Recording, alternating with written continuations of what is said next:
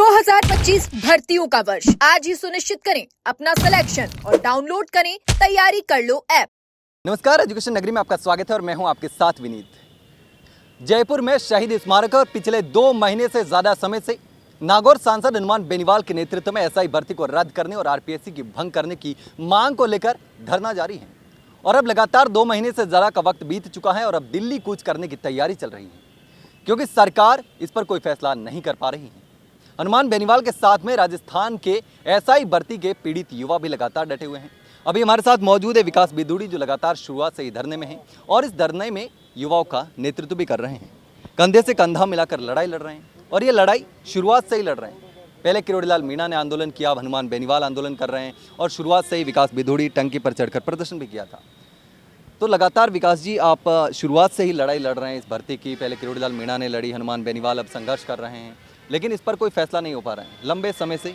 इसमें बाबूलाल कटारा, रामूराम रायका, बाबूलाल कटारा ने paper leak कर दिया।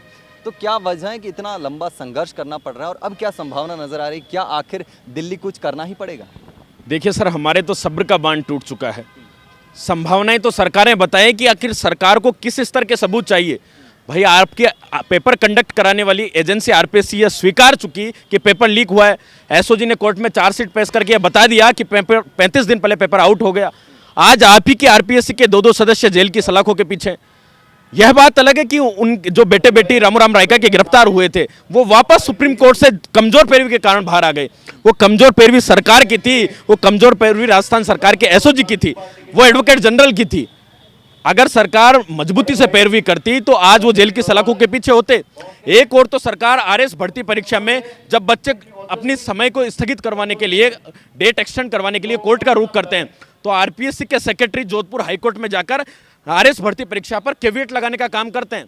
इनको ये कैविएट, इतनी चिंता इन बच्चों में नजर आती है, अपनी विश्वसनीयता की अगर चिंता इतनी नजर आती है तो इन्होंने सुप्रीम कोर्ट में कमजोर पैरवी क्यों की?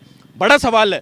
लेकिन सीधा ये स्पष्ट इस बात का प्रमाण है कि सरकार के लोग स्पष्ट रूप से इन लोगों को संरक्षण दे रहे हैं। जिस तरह से रामूराम रायका के बेटे और बेटी बाहर आए, ये पहला का मामला नहीं है। इससे पहले भी कई फर्जी थानेदार बाहर आ चुके और वापस वो उसी वर्दी को धारण करके थानेदार बन जाएंगे। तो राजस्थान सरकार के ऊपर कड़ा तमाचा है। उससे बड़ी बात, हाल ही में सुप्रीम कोर्ट ने एक बहुत बड़ी टिप्पणी आरपीएससी के मामलों में सुनवाई करते हुए जमानत याचिका पर दी कि राजस्थान में अभ्यर्थियों से ज़्यादा क्या कहूँ मैं उस शब्द को, राजस्थान में अभ्यर्थियों से ज़्यादा तो आरोपी हैं। यह सुप्रीम कोर्ट की एक बहुत बड़ी टिप्पणी इस राजस्थान सरकार के ऊपर है। आखिर जिम्मेदार कौन है भाई? इतने बड़े घोटाले हो गए, पेपर लीक हो गया, एसआई भर्ती का पेपर तो हरियाणा गैंग तक पहुंच गया और यहां तक कि 19 पेपर लीक हो गए। सरकार ने एक वादा किया था, मैं आपके नगरी मीडिया के माध्यम से सरकार को अपनी बात याद दिला देना चाहता हूं। सरकार ने कहा था हमारी सरकार सत्ता में आएगी तो तमाम भर्ती परीक्षा की जांच सीबीआई को देंगे। कहाँ है सरकार? सरकार को ढूंढ रहे हैं हम कि आप एक भर्ती परीक्षा की जांच तो सीबीआई को दे दो, रीट के घोटाले की तो दे दो। L2 आपने रद्द कर दिया, L1 नहीं किया। क्या पैरामीटर था आपके पास कि L1 में भ्रष्टाचार नहीं हुआ? अब आप मुख्यमंत्री जी खुद गुणगान गाते फिरते हैं कि पूर्ववर्ती सरकार में इतने घोटाले हो गए। जब देश के गृह मंत्री माननीय अमित शाह जी राजस्थान आए तो उन्होंने बारी बारी से भर्ती परीक्षाओं के नाम सुनाए कि JN भर्ती में घोटाला हुआ, लाइब्रेरियन में हुआ, रीट में हुआ, सब इंस्पेक्टर में हुआ। लेकिन उनकी जांच तो दे दीजिए साहब सीबीआई को। आखिर इस पर फैसला कब होगा?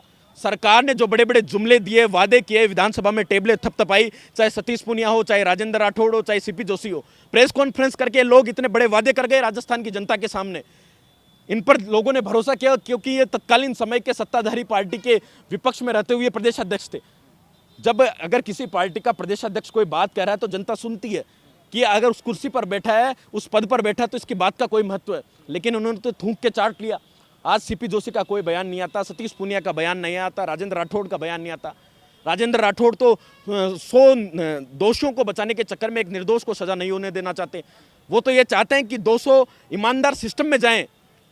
उनका जाना जरूरी नहीं है, लेकिन 500 अगर फर्जी लोग हैं वो भले चले जाएं, लेकिन 200 ईमानदारों की हत्या नहीं होनी चाहिए। बिल्कुल साहब, हम मानते ईमानदारों की हत्या नहीं हो, लेकिन जब वो 500 फर्जी थानेदार सिस्टम का हिस्सा बनेंगे तब कितने लोगों की हत्या होगी? उसका जिम्मेदार कौन है?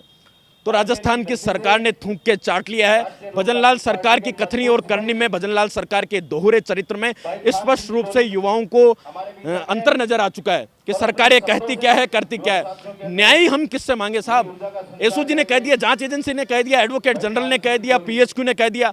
वही पीएचक्यू का डीजी जो आज आरपीएससी का चेयरमैन बन गया, उसने ये रिकमेंडेशन सरकार को की, इस भर्ती परीक्षा को निरस्त कर दो। आज आरपीएससी में चेयरमैन बने बैठे हैं। मुख्यमंत्री जी को पूछना चाहिए कि एसआई भर्ती पर क्या फैसला ले। हर बार कोर्ट का समय जाया करते हो आप। और माननीय न्यायालय में आने वाली 1 तारीख को, 1 जुलाई को सुनवाई है। सरकार फैसला ले, सरकार स्टैंड तय करे। इस तरह हवा हुआई बातों से काम नहीं चलेगा। मदन राठौड़ जी कहते हैं कि मामला सब जुडिस है। अरे सब जुडिस है तो सरकारें किस लिए है? मामला विचाराधीन है तो सरकारें किस लिए? सरकार अपना फैसला तो तय करे।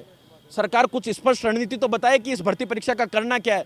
पिछले 64 दिनों से यहाँ पर धरना चल रहा है। 64 दिनों की बात नहीं है, 64 दिनों से तो अकेला सांसद हनुमान बेनीवाल लड़ाई लड़ रहा है। इससे पहले 3 सालों तक डॉक्टर किरोड़ी लाल ने लड़ाई लड़ी, लेकिन ना तो सरकार के मंत्री को सुना जा रहा है, ना विपक्ष के लोगों को सुना जा रहा है। जिन लोगों ने घोटाले किए, जिस कांग्रेस में बड़ा भ्रष्टाचार हुआ, वह लोग कह रहे हैं कि ऐसा ही भर्ती परीक्षा को रद्द कर दो। तो आखिर भजनलाल जी को चिंता किन लोगों की है? कौन से मंत्रियों को बचाना चाह रहे हैं? के बिश्नोई पर रास्ता साफ कर दिया हनुमान बेनीवाल जी ने कि 6 लाख रुपए का ट्रांजैक्शन पकड़ा गया है, पूछताछ नोट प्रेस कॉन्फ्रेंस में दिखा दिया। तो अब बचा क्या इस भर्ती परीक्षा में? मुख्यमंत्री जी अपनी संवेदनहीनता को छोड़कर संवेदनशीलता दिखाइए, अपना जमीर को जगाइए कि मैं जो गिरिराज महाराज का भक्त खुद को कहता हूं, तो अपने अंतरात्मा में झांकिए, इन युवाओं के साथ मैं न्याय कर रहा हूं या अन्याय कर रहा हूं। कम से कम फैसला तो लो। एक भर्ती परीक्षा की जांच तो सीबीआई को दे दो। चलो ठीक है, आप भर्ती परीक्षा निरस्त मत करो, लेकिन सीबीआई को जांच दे दो। दूध का दूध, पानी का पानी हो जाएगा। जब 50-50, 55-55 थानेदार गिरफ्तार हो गए, एसडीएम जैसे डमी लोग गिरफ्तार हो गए, एक एसडीएम जो 2-2 बार सब इंस्पेक्टर भर्ती परीक्षा में बैठा, 2-2 लोगों की जगह बैठा, बड़े बड़े लोग, बड़े बड़े मगरमच्छ के रूप में जो लोग थे, वो तो इन्होंने बचा दिए। कि आरपीएससी के चेयरमैनों से पूछताछ क्यों नहीं हुई? उनकी गिरफ्तारी क्यों नहीं हुई? बड़ा सवाल है। आज सुरेश ढाका चर्चाओं में कि गिरफ्तार हो गए, लेकिन कहां हुआ साहब? नहीं हुआ। यूनिक भंबू गिरफ्तार नहीं हुआ। ये मुख्य सरगना तो ये थे।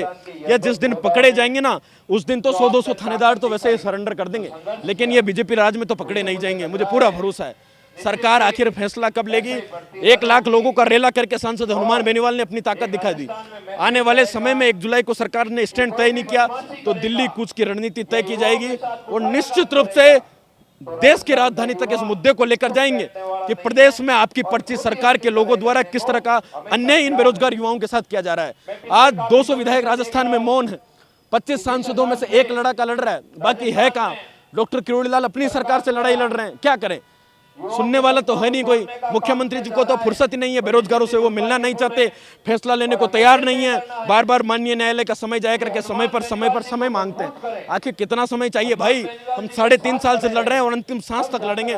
हमें कुछ भी हो, पानी की टंकी पर चढ़े, काली पट्टी बांधकर प्रदर्शन किया, हमने सांकेतिक फांसी लगाकर प्रदर्शन किया, रिद्धि सिद्धि से पैदल मार्च करके गुजर की थड़ी तक 3-3 बार गए, 2-2 बार महेशनगर थाने में गिरफ्तारियां हुई, यूनिवर्सिटी गेट पर प्रदर्शन करके 11 लोगों की गिरफ्तारियां हुई, 1 लाख लोगों का कूच हमने हनुमान बेनीवाल के नेतृत्व में किया, एक बार जेल भरो आंदोलन हुआ। आखिर कितने आंदोलन करें? सरकारें चाहती क्या है हमसे? हमारे धैर्य की परीक्षा नहीं ले। एसआई भर्ती पर सरकार को फैसला लेना पड़ेगा, क्योंकि बहुत बड़ा अत्याचार, अन्याय हुआ है। और सर, जिस भी मामले में अन्याय और अत्याचार भले कितने भी बड़े हों, लेकिन जीत अंतिम रूप से सत्य की होगी। सत्य का इंकलाब होगा, झूठ का अंधेरा छिपेगा और सत्य का सूर्य उगेगा और निश्चित रूप से बेरोजगारों के साथ न्याय होगा। ऐसा ही भर्ती निरस्त होगी। और आरपीएससी भंग की जो ये लोग बात करते थे, 10 महीने में इनसे एक चेयरमैन नियुक्त हो पाया है। बाकी पुराने लोग तो वही है, उनको करो ना आप, आरपीएससी का पुनर्गठन करो। लेकिन आज हालात जस के तस है। हमारी मुख्यमंत्री जी से एक ही मांग है कि ऐसा ही भर्ती परीक्षा को निरस्त करो, युवाओं को न्याय दो, अन्यथा आने वाले समय में दिल्ली कूच भी करेंगे और पंचायती राज, नगर निकाय और 28 के चुनाव में इस बीजेपी को करारा तमाचा जड़ के राजस्थान के युवा एहसास करवाएंगे। तो युवाओं का जो गुस्सा है वो साफ तौर पर देखा जा सकता है कि किस तरीके से लगातार यहाँ पर 2 महीने से ज्यादा समय से धरना चल रहा है और अब ये जो मांग है वो लगातार जोर पकड़ दी जा रही है। अब इंतजार है कि राजस्थान हाईकोर्ट में सुनवाई होनी है और सुनवाई के बाद में क्या फैसला आता है। और हनुमान बेनीवाल साफ तौर पर कह चुके हैं कि अब दिल्ली कूच किया जाएगा और दिल्ली कूच करना जरूरी हो गया। लेकिन अब देखना होगा कि आगे इस मामले में होता क्या। फिलहाल के लिए इतना है, जल्द मिलते हैं एक नई जानकारी के साथ, तब तक के लिए नमस्कार।